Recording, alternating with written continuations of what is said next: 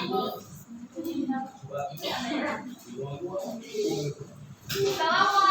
warahmatullahi wabarakatuh. Waalaikumsalam warahmatullahi wabarakatuh. Baik, sebelum kita memulai pelajaran pagi hari ini, kita berdoa dulu ya.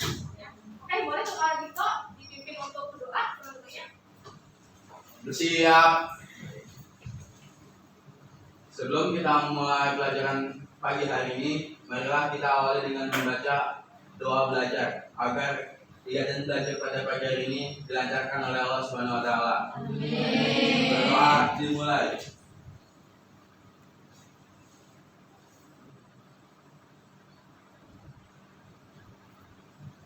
Selesai. Memberi salam. Assalamualaikum warahmatullahi wabarakatuh. Waalaikumsalam warahmatullahi wabarakatuh. Gimana nih anak-anak kabarnya pada hari ini? Baik. Sehat lah ya. Mungkin ada yang sedih hari ini? Ada. Oke.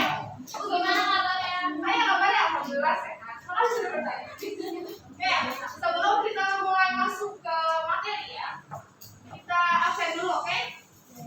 Sekarang tanggal berapa? 24. Oke, saya panggil tunjuk tangan dan juga bilang saya hadir, oke? Nafima Husna, hadir Bu. Aisyah Zahira, hadir. Kalisa, hadir. Amanda Milasi, Amelia, Anggun, Cica Septiana, hadir Bu. Dea Ramadhani Putri, hadir Bu. Dela Lestari, hadir Bu. Tito Ramadan, Ya. Elisa Aura Hertina, hadir Bu. Faradilah Sari, hadir Bu. Irsalimul Sadrina, hadir Bu. Khairul Fauzia, hadir. Muhammad Ihsan, Muhammad Zikro, Mutia Nabila, hadir. Naila Safina, hadir. Nisa Nakia, hadir. Nur Aziza, hadir. Nurul Anissa, Oksana Tadi, Putri Puspitasari, hadir. Reka Adelia Zara, Reza Pratama, Rizky Aulia, Salman Al-Farsi, Sherly Nadia Dahman, hadir. Silviana Hadi, hadir. Firly Somalolina, Widya Fitriani, Yolanda Atika, hadir. Yuni Widiasti, hadir. Diana Mila, hadir. Oke, semuanya sudah saya akses, berarti ini ya tidak ada yang tidak hadir, tetapi mungkin sebagian sudah pada PKL ya, dan kalian ini bakal usul ya. Itu. Semoga nanti kalian bisa lancar ya PKL-nya ya. Nah, oke. Kita hari ini akan melanjutkan materi yang pertemuan sebelumnya sudah kita lakukan. Ada yang masih ingat kira-kira pertemuan sebelumnya kita belajar apa? Penerimaan anggaran. Nah, sebelum kita masuk ke tadi yang sekarang, maksudnya sebelum masuk ke materi yang sekarang nih, di penerimaan anggaran ini yang pertemuan lalu kita belajar apa? Udah belajar apa aja? Ada dua tuh. Pengertian anggaran, pengertian sama fungsi ya. Fungsi penerimaan anggaran. Ada yang masih ingat kira-kira pengertian dari penerimaan anggaran itu apa?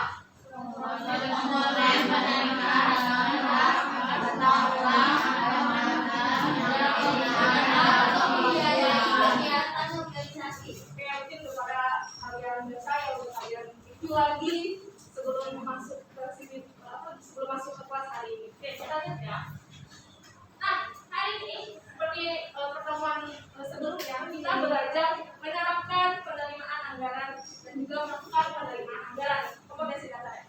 Tujuannya ada 4. Yang pertama dan yang kedua itu kemarin sudah kita belajar ya, mulai dari pengertian penerimaan anggaran, terus juga fungsi penerimaan anggaran. Nah, hari ini kita akan belajar mengidentifikasi nih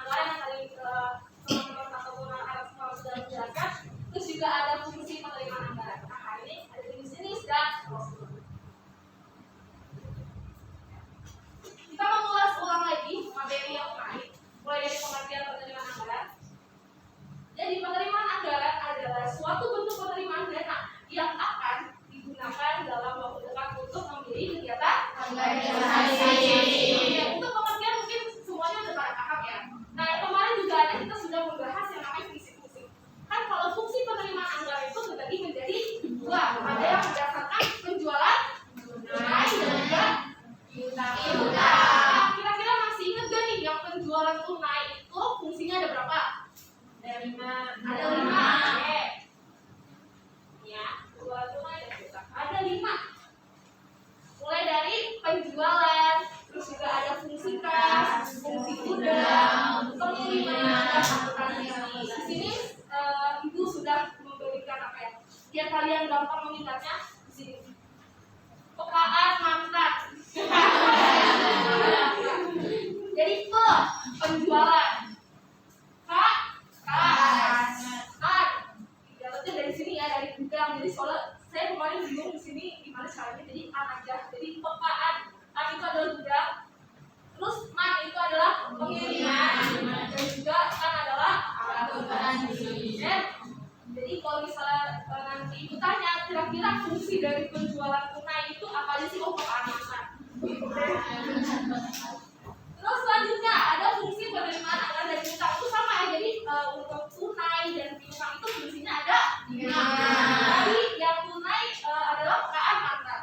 Kalau yang ini adalah sepekan sisa.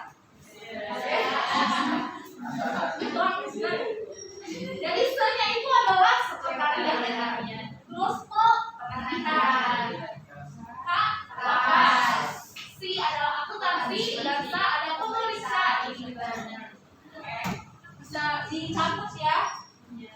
Highlight ini ya, jadi biar kalian selalu ingat. Gampang ingat.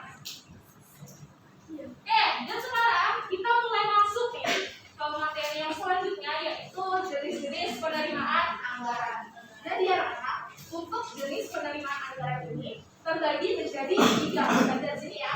Ya, mulai dari penerimaan anggaran, terus juga ada penerimaan anggaran negara, ada penerimaan anggaran daerah, dan ada penerimaan anggaran perusahaan. Ini ada berapa? 3. Oke. Kita mulai masuk ke penerimaan anggaran dari negara. Di sini penerimaan anggaran negara itu terbagi menjadi 2. Ada yang dari dalam negeri dan juga ada yang dari luar negeri. Kita bahas satu-satu. Di sini mulai dari sumber keuangan dari dalam negeri. Yang pertama ada pajak. Pajak itu apa sih kira-kira? Ada yang tahu?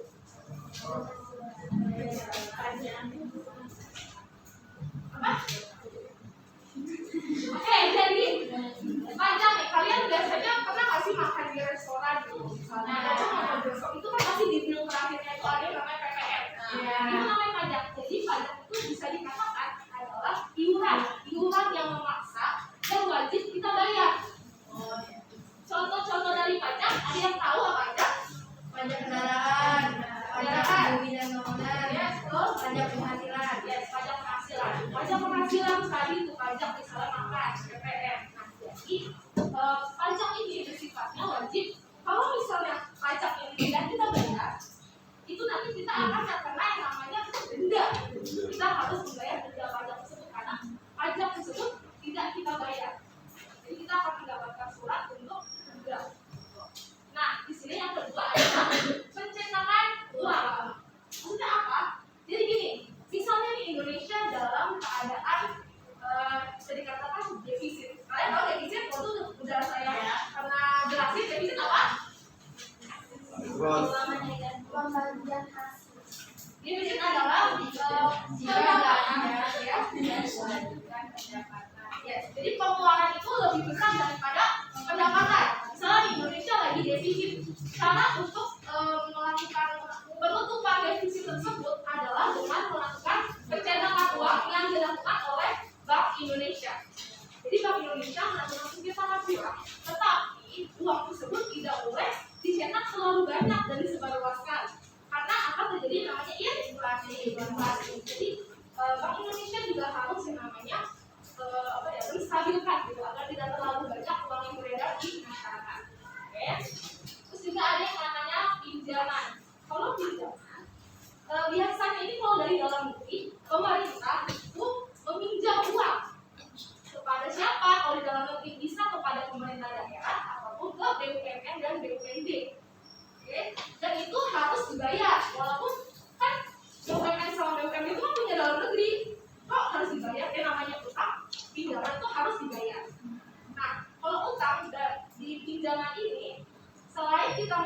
utang tersebut, kita juga harus membayar bunganya.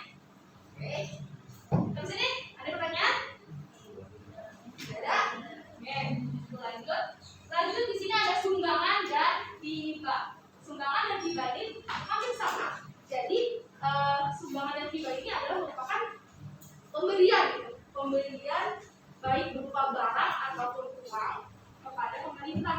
Dan perbedaannya adalah kalau pinjaman kita harus bayar, kalau sumbangan dan hibah itu pemerintah tidak harus membayar karena kan diberi secara sukarela.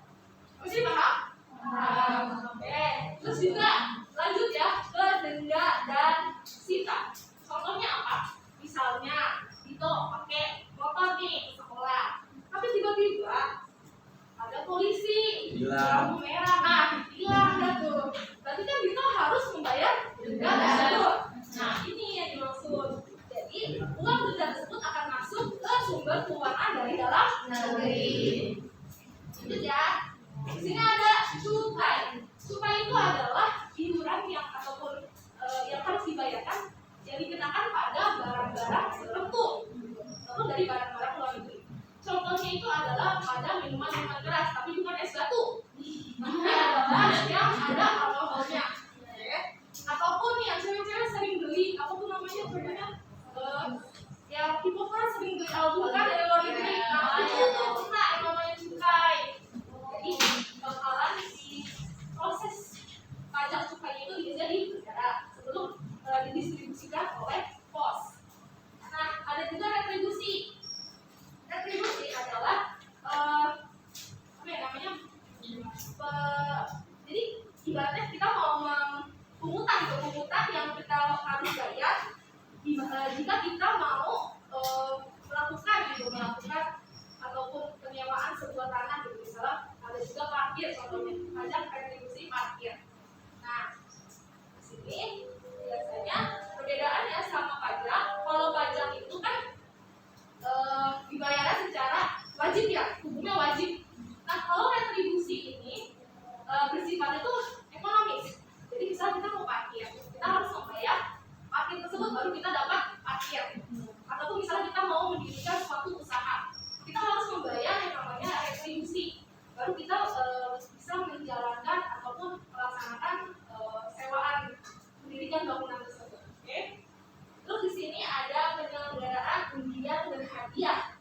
Nah, maksudnya gimana? Misalnya kalian iseng-iseng nih nyoba apa namanya undian berhadiah dari kuis di TV bisa, ataupun bisa dari kopi luwak, main kopi. Misalnya sama kalian dapat nih buat apa hadiahnya, misalnya dapat 100 juta. Nah itu kalian harus membayar pajak tersebut.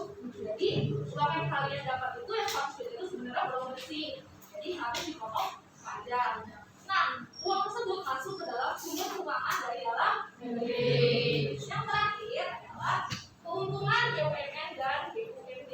Nah kan suatu negara itu kan punya yang namanya unit-unit usaha kan. Salah satu contohnya adalah BUMN, BUMD. Nah itu kan pastinya mereka mempunyai yang namanya keuntungan. Nah keuntungan tersebut harus dibagi gitu, harus diberikan kepada pemerintah atau negara gitu. Jadi sebenarnya juga apa ya? Pemerintah negara itu dapat uang dari BUMN atau BUMD dan merasakan benefit dari BUMN dan BUMD. Oke, sampai sini ada yang mau ditanyakan? Paham semua? Amin. Amin. Itulah kalau selalu pada paham ya. Tadi kita belajar dari dalam. Sekarang ini sumber keuangan dari luar negeri. Ada dua. Ada pinjaman program dan ada pinjaman proyek. Kalau pinjaman program itu dicairkan dalam bentuk uang. Oke. Kalau pinjaman proyek biasanya itu digunakan untuk pembangunan. Untuk dipinjamkan dari luar negeri. Silakan mau tanyain? Ya boleh.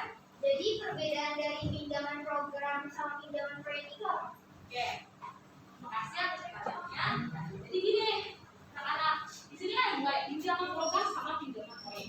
Kalau pinjaman program itu biasanya diberikan dari negara lain berupa uang. Bisa lihat dicairkan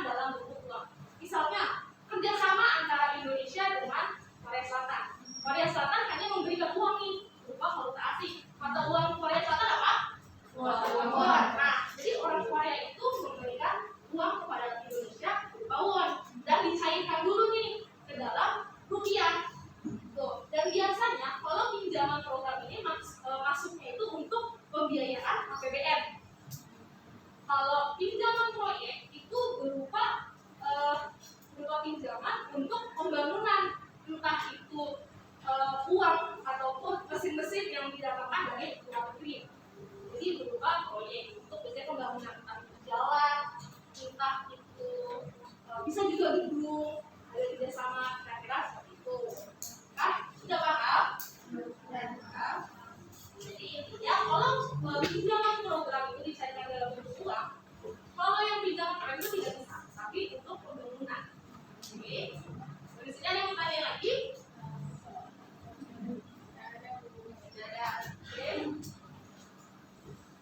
Nih, di sini saya akan menjelaskan perbedaan pajak dan retribusi tadi.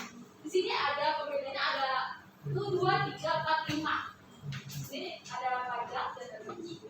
Nih, dari dasar hukumnya aja antara pajak dan retribusi itu sudah berbeda, bisa dibaca ya. Ini berbeda. Kalau retribusi itu dasar hukumnya adalah Undang-Undang Nomor 28 Tahun 2009. Kalau dasar hukum pajak itu ada Undang-Undang Nomor 36 Tahun 2008, terus Nomor 7 Tahun 2021 dan buku Nomor 10 Tahun 2020. Nah, di sini juga bisa dilihat sifatnya nih, bisa dilihat. Ini sangat apa ya, dapat dibedakan. Kalau sifatnya itu pajak itu dipaksakan karena bersifat wajib. Kita harus membayar uang tersebut, pajak tersebut. Sedangkan retribusi dapat dipaksakan kepada mereka yang mendapat manfaat ekonomi. Tadi kalau misalnya tidak bersangka, kita harus bayar dulu dong. Kalau misalnya kita tidak membayar, kita nggak harus dapat izin. Nah, terus kalau imbalan nih, ini yang sangat terasa. Imbalan itu kalau pajak tidak langsung diterima. Kenapa? Karena kalau misalnya kita membayar pajak, emang kita langsung dapat nih benefitnya dari pajak? Enggak kan? Karena pajak tersebut akan diolah biasanya untuk memeratakan yang namanya negara agar sejahtera. Beda adalah sama yang namanya retribusi. Kalau retribusi itu langsung diterima, misalnya kita bayar biaya buat sampah nih, kita bayar sampah.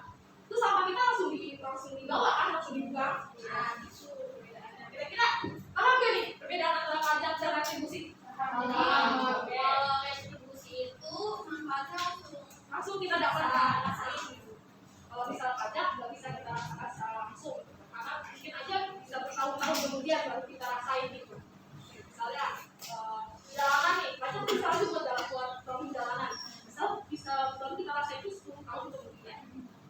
Oke, jadi bisa dibaca lagi perbedaannya antara retribusi. Kalau pajak itu untuk membiayai pengeluaran negara dan masuk ke APBN. Kalau retribusi itu masuk ke APBD. Dan penerimanya kalau pajak itu pemerintah pusat, kalau retribusi adalah pemerintah daerah. Nah, tadi kan kita udah belajar tadi penerimaan anggaran negara. Sekarang kita next ke daerah.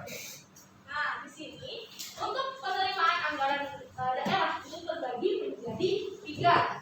Mulai dari pendapatan asli daerah atau yang biasa disebut PAD, terus juga ada yang namanya dana perimbangan dan pendapatan lain-lain yang sah. Nah, kita bahas dulu yang pendapatan asli daerah ya. Nah, kalau pendapatan asli daerah itu terbagi atau terdiri dari ada 3. Ada pajak daerah, mulai dari pajak kendaraan bermotor, terus pajak hiburan, reklame, PBB, hotel dan restoran. Kalau retribusi daerah, contohnya parkir dan perizinan tertentu. Tadi juga ada apa tuh namanya, yang pembuangan sampah, terus juga pemakaman, dan juga ada misalnya pasar gitu. Terus juga ada pendapatan asli daerah lain-lain yang sah. Kalau PKB ini biasanya masukan itu ke dalam pendapatan asli daerah untuk provinsi ataupun kabupaten atau kota gitu. Nah, lanjut ke dana perimbangan. Ini terdiri dari dana bagi hasil, terus dana alokasi umum dan dana alokasi khusus. Kalau dana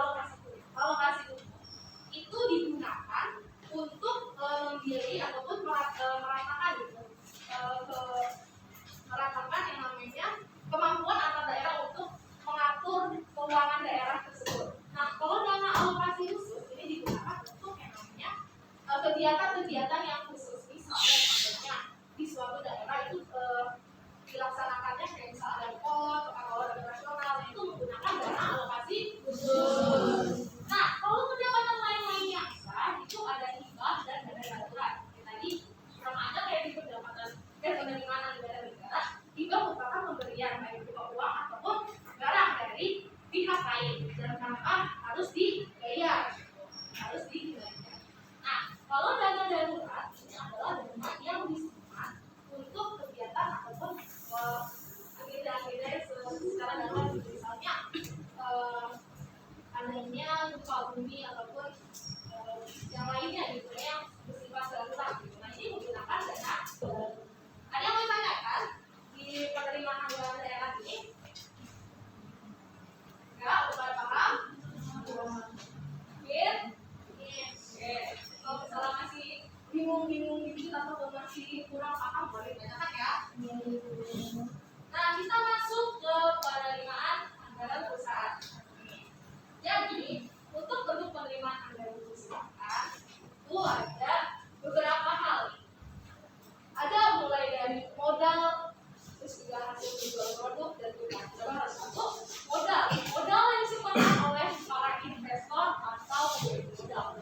Jadi kan misalnya perusahaan kita itu perusahaan yang besar, perusahaan kita harus namanya ada yang namanya investor untuk biar perusahaan kita mengembang. Nah, ini salah satunya modal, entah itu dari investor dari luar ataupun dari pemilik perusahaan tersebut. Oke. Terus ada yang namanya hasil penjualan produk perusahaan. Misalnya perusahaan kita itu menciptakan entah itu jasa ataupun barang. Nah, pastinya kan kita akan yang namanya menjual barang tersebut kan. Nah, dari penjual orang-orang tersebut, orang-orang ataupun masyarakat akan membeli jasa ataupun barang dari perusahaan kita. Nah, hasil tersebut ini adalah masuk ke dalam penerimaan anggaran perusahaan kita. Oke. Di sini ada piutang perusahaan. Piutang itu apa sih? Jadi piutang itu adalah misalnya perusahaan lain meminjam uang kepada perusahaan kita. Jadi kita mempunyai piutang di perusahaan lain dan perusahaan lain itu harus yang namanya membayar utang yang ada yang utang yang mereka pinjam gitu kepada perusahaan kita. Dan mereka juga harus membayar selain utang juga ada yang namanya bunga. Di sini ada nih pendapatan lain seperti bunga bank, jasa giro dan dividen. Bunga bank itu misalnya perusahaan kita kan pastinya punya yang namanya itu tabungan. Kita ada yang namanya, jadi kita menyimpan uang di suatu bank. Itu pasti kita akan mendapatkan bunga bank karena kita sudah menabung di atau menyimpan uang di suatu bank. Kalau dividen itu adalah pembagian laba dari saham. Jadi kita juga punya yang namanya saham yang kita tanam di perusahaan-perusahaan lain. Di akhir tahun itu biasanya kita mendapatkan yang namanya laba atau dividen.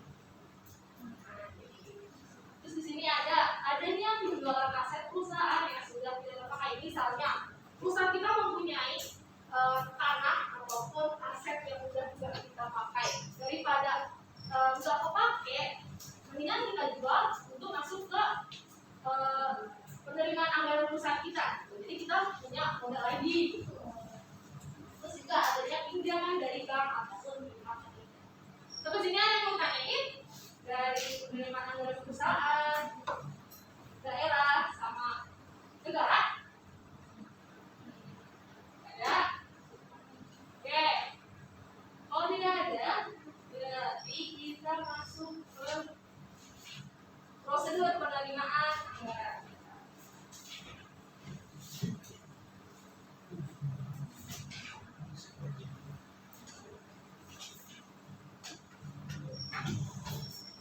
Prosedur penerimaan anggaran. Jadi, kalau untuk prosedur penerimaan anggaran ini terbagi menjadi dua. Jadi, berasal dari penjualan piutang, juga ada berasal dari piutang. Waalaikumsalam.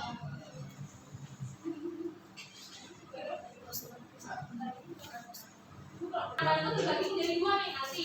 Ada berasal dari penjualan tunai dan juga berasal dari piutang. Dan yang ini kita bahas dulu mulai dari prosedur penerimaan anggaran dari penjualan tunai. Nah, untuk yang penjualan piutang itu bakal kita bahas di pertemuan yang akan datang. Oke. Nah, kalau yang penjualan tunai itu terbagi menjadi tiga, yaitu yang pertama over the counter sales atau yang namanya pembeli langsung datang ke perusahaan. menjadi atau COD, kalian udah pasti udah pada pernah kan yang menggunakan fitur COD? Tapi yang sering. Terus di sini ada yang namanya credit card sales. Kita bahas yang over the counter. Nah, jadi over the counter sales dari kerja pembeli datang ke perusahaan untuk memilih barang atau produk yang akan dibeli, kemudian melakukan pembayaran ke kasir lalu menerima barang yang dibeli. Di sini ada bagannya, jadi biar kalian bisa melihat, bisa tahu alur-alurnya tuh gimana aja sih kalau misalnya over the counter sales atau pembeli datang ke perusahaan. Oke. Yang di sana kelihatan? Kelihatan? Oke. Sini lihat ini nomor 1, terus ini nomor 2, terus nomor 3, 4, 5, 6, dan 7. Nah, jadi pembeli kita bisa beli, kita membeli memesan barang ke bagian penjualan. Kita bilang saya mau beli ini, beli yang namanya kasih ke anak-anak zaman sekarang beli gitu kan, sel kopi lah mau. Saya mau beli kopi, terus langsung nih kita sebagai pembeli membayar barang tersebut dari kopi ke bagian kasir. Nah, di bagian penjualan itu biasanya ataupun tadi misalnya di Indomaret ya, kalau misalnya di Matahari bagian pembeli itu membeli pemesan barang terus kita bayar. Nah, dan bagian penjualan ini memerintahkan bagian pengiriman menyerahkan barang kepada pembeli. Biasanya kan dia beli dulu ya, saya bayar barangnya. Nah, di bagian pengiriman barang ini menyerahkan barang tersebut kepada pembeli. Jadi pembeli bayar dulu terus baru uang. Nah, setelah itu, setelah pembeli membayar dan barangnya sudah sampai ataupun sudah dipegang oleh pembeli tersebut, di bagian kasa ini tuh bakalan secara periodik ataupun secara 1 bulan itu kan akan dikumpulkan kan, misalnya dari penjualan tunai ada berapa orang nih yang beli secara tunai, itu kan pasti bakal direkap 1 bulannya. Setelah uangnya terkumpul, bagian kasa atau kasir ini menyetorkan kas atau uang tersebut kepada bank.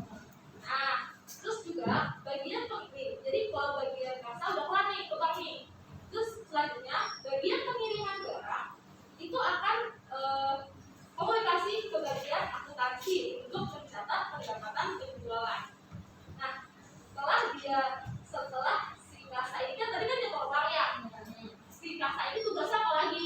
Si kasa ini memberikan informasi kepada bagian akuntansi untuk mencatat penerimaan kas dari penjualan tunai. Nah, si bagian akuntansi ini mempunyai 2 tugas jadinya, yaitu yang pertama dari pengiriman barang dia harus mencatat yang namanya pendapatan penjualan.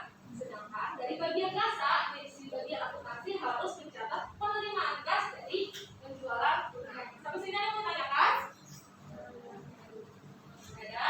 Kenapa sih Bu kok kasnya disekolahkan ke bank? Ya, kenapa langsung disekolahkan ke bank? Karena biar tidak tercampur dengan yang piutang.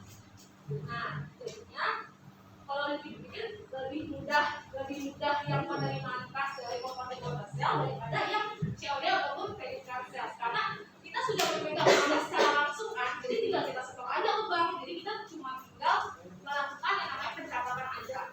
Tuh, kalau misalnya COD, jadi COD tuntun item kita, tapi kalau enggak ya, kalian suka belanja kan ya? Kalau COD bisa lanjutkan transaksi penjualan yang melibatkan pihak lain seperti kantor pos. Sekarang mah jarang ya orang-orang pakai kantor pos, biasanya mesti MTM ataupun apa tuh namanya si cepat, ya sebagai ekspres. Nah, sini perusahaan angkutan umum maupun angkutan sendiri dalam penyerahan dan penerimaan kas dari hasil penjualan. Tadi kan bagiannya itu yang over the sales. Nah, kalau ini adalah COD. COD sebenarnya apa sih? Itu lebih kompetitif ataupun misalnya lebih unik gitu untuk mendapatkan uangnya. Nih, sini pembeli bisa kalian nih lagi beli bisa kan dapat tuh 10 ya, 10 kali membeli barang skincare penjual nih, membeli memesan barang. Nah, penjual pastinya harus membungkus terus juga mengirimkan pesanan kalian. Penjual mengirim barang ke pembeli via COD sales. Misalnya kalau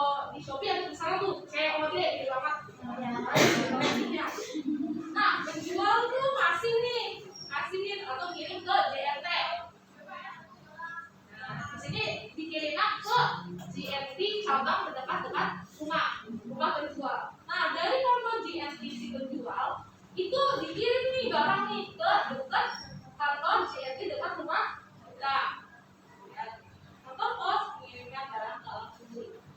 Nah, setelah sampai di sini di dekat kantor JNT dekat rumah kita, kantor JNT tersebut mengirim dan memberitahu adanya COD sales. Ini sih pakai COD. Nah, kita sebagai pembeli harus memang bayar tuh. Kalau misalnya nggak bayar kita dilaporin. Ya, makanya tahan tuh. Terus di sini pembeli membayar harga barang dan menerima barang yang dibeli. Kita udah bayar nih ke abang-abangnya nih. Nah, si abang-abang ini kan ada uangnya kan di kantor CNT yang rumah kita kan. Nah, itu tuh dikumpulin dulu nih dari dekat daerah rumah kita. Terus kira-kira siapa aja sih yang beli di kantor ini? Itu dikumpulin dulu tuh uangnya. Nah, habis itu dikirim nih ke kantor pos yang dekat rumah penjual.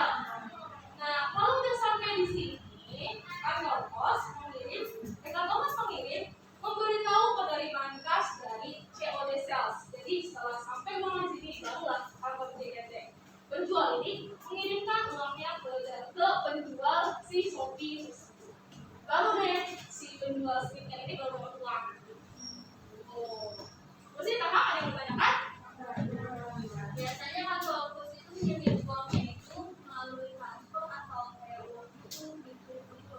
Tergantung, ada juga misalnya dari kantor pos ini langsung ngasihin uang secara tunai ke penjualnya. Ada juga biasanya melalui transfer sih biasanya zaman sekarang, jadi biar lebih gampang aja gitu. Kira-kira seperti itu. Ataupun misalnya apa ya? Oke, di sini tadi kita udah belajar yang over the counter sales atau terus juga COD. Dan yang terakhir kita akan membahas credit card sales. Sebenarnya kalau credit card sales sama over the counter sales itu sama aja. Bedanya ada di uangnya. Kalau di over the counter sales itu kita langsung mendapat uang secara tunai. Kalau credit card ini kita menggunakan kartu yang akan kita tagih terlebih dahulu dan kita ambil uangnya itu ke bank. Itu sarana untuk menyediakan pembayaran bagi pihak pembeli baik dalam bentuk langsung ataupun COD. Nah, di sini gambarnya sendiri ya. Pemegang kartu kredit, misal kalian pembeli nih, kalian pegang kartu kredit bukan kartu debit. Kalian mau membeli barang, kalian udah nemu nih barang option ini mau beli. Nah, terus kalian bayar nih ke bagian kas atau tadi kasir gitu, bagian kasir.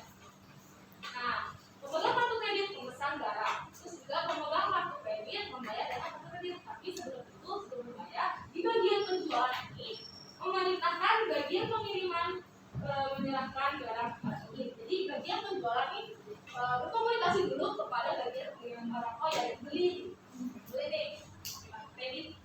Setelah dia kemas, baru dia kasih nih pemegang kartu kredit. Nah, pemegang kartu kredit itu membayar ke bagian kasa, tetapi menggunakan kartu kredit. Nah, bagian kasa ini menyetor si kartu kredit. Jadi kan kalau misalnya apa tuh namanya kita gesek kartu, itu kan bakal ada yang namanya keluar slip kan. Biasanya kalau tunai itu cuma satu kali tuh yang keluar. Kalau kartu kredit itu biasanya dua. Jadi kita kan dua kali. Yang satu dikasih ke kita sebagai pembeli, yang satu mereka simpan. Gunanya untuk apa? Untuk disetorkan ke bank penerbit kartu kredit misalnya. Dia menggunakan yang namanya kartu kredit dari BCA. Nah, perusahaan ini harus menyetorkan slip kartu tersebut kepada bank BCA. Nah, setelah dia menyetorkan slip tersebut ke bank BCA, perusahaan akan mendapatkan uang dari bank karena kita sudah menyetor namanya slip. Jadi kita mendapatkan uang dari bank. Pertanyaannya adalah bagaimana bank tersebut bisa mendapatkan uang? Karena kan uang itu kan sudah diberikan kepada kita. Nah, bisa dilihat secara periodik bank penerbit kartu kredit melakukan penagihan kepada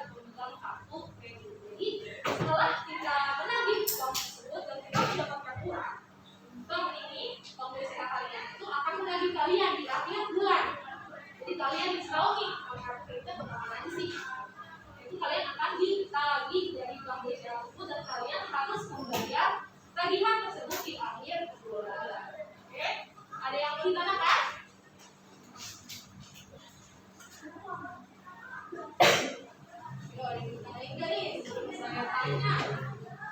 Kalau misalnya mau dicatat silahkan dicatat. Nanti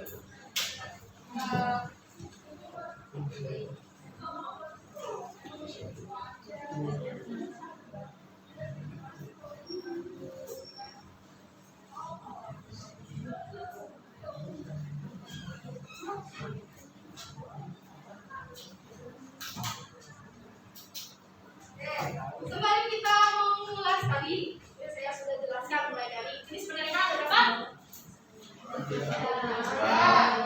Ada pajak, ada 3. daerah, perusahaan.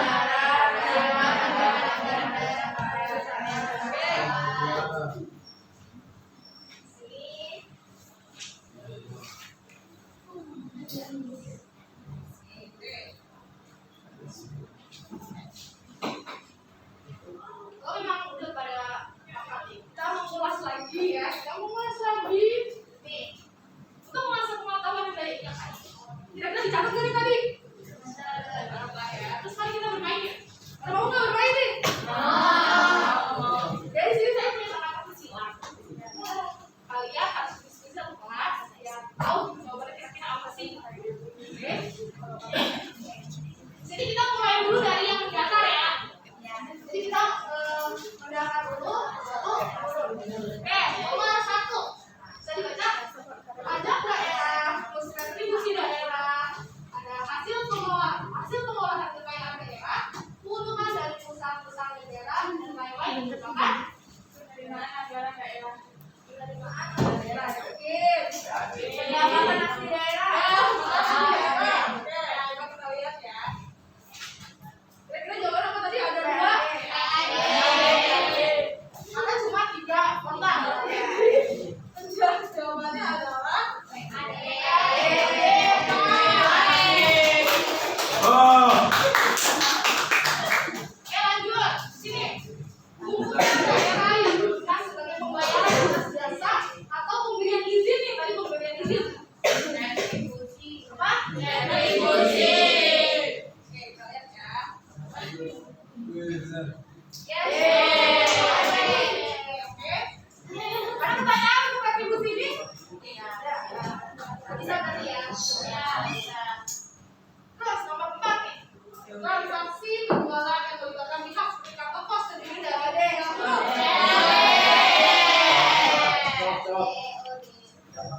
yes, no, itu tadi salah ya? Karena soalnya kalian tuh sering menggunakan terus di sini salah satu bentuk penerimaan anggaran perusahaan adalah kalau di sini terdiri dari mana kayak Diutang. yes, betul, piutang. Terakhir yang berdasar penerimaan pemerintah yang berasal dari pemberian pihak lain. Hibah. Oke. Hibah. Apa benar? Oke, ini berarti yang mendaftar udah semua, berarti sisa menurut lihat. Merupakan salah satu prosedur penerimaan kas dari piutang, yaitu melalui 3 huruf pos. Melalui apa? Pos. Yes, betul. Yes, pos. Nomor 2, menurut salah satu sumber keuangan negara yang berasal dari luar negeri. Tadi kan ada hibah tuh. Proyek. Program. Iya, program. Tadi apa bedanya kalau program sama proyek? Program bisa dicairkan.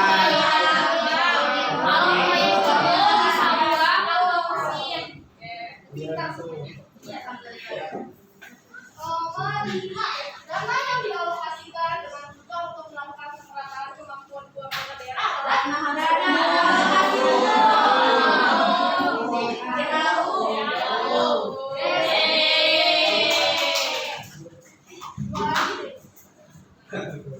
Penggunaan negara yang dikenakan terhadap barang-barang tertentu yang mempunyai sifat atau karakteristik ditetapkan dalam undang-undang. Tadi apa tuh? Apa?